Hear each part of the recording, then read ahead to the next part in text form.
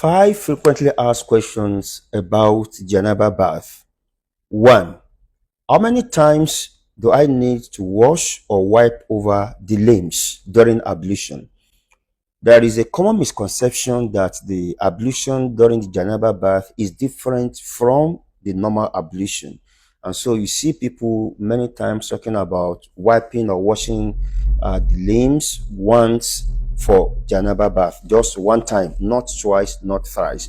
This is not correct. And the evidence for this is the hadith of our mother Aisha radiallahu ta'ala anha, who said that whenever the Messenger of Allah sallallahu alayhi wasallam takes the Janabah bath, he performs ablution in the same manner that he does for Salah. Tawadda'a mithla wudu'ihi li Salah.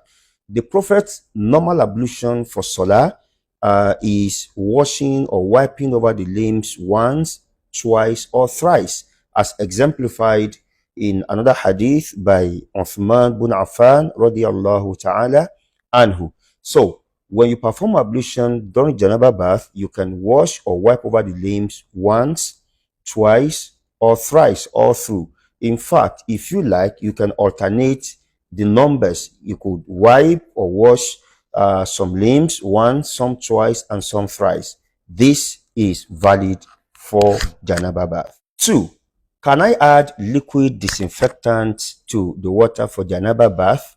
And the answer is yes, because Janabah bath is a ritual bath. It's about washing the entire body from the ritual impurity of the sexual intercourse. It is the same for the Hayd and the Nifas bath. That is the bath that a lady takes after completing a menstrual cycle or after the blood for childbirth had stopped.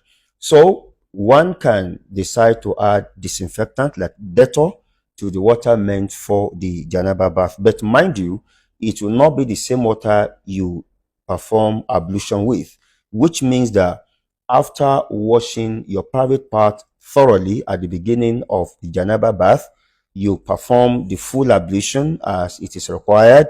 Then you can add the disinfectant to the water and then you wash your entire body with it. So this is also valid. 3.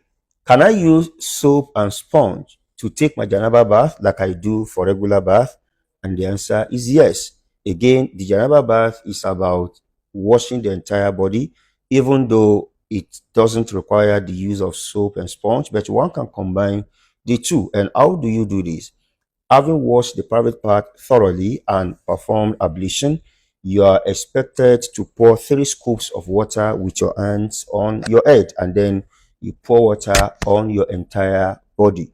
So in case you want to use soap and sponge, you may wish to start by rubbing your body with soap at the beginning of the bath, so that by the time you are washing the body, then you just need the sponge to brush your body. You can do this by rubbing soap on your body. It could be the liquid soap, for instance, or the normal bath soap. So what you do is, having washed your private part and performed ablution, you can maybe rub your hair with soap or put shampoo on your hair, depending on what you want to do.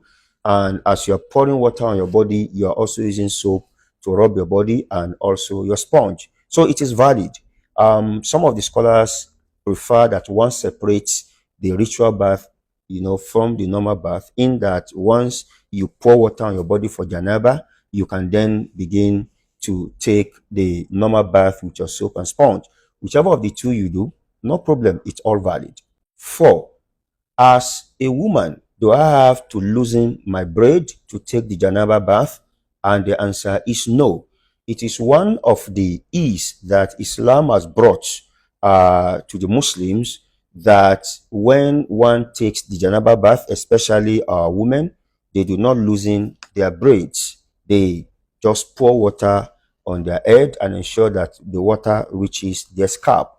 And the reason is that if a woman has to loosen her braid each time she wants to take Janabah bath, it may become extremely difficult for her.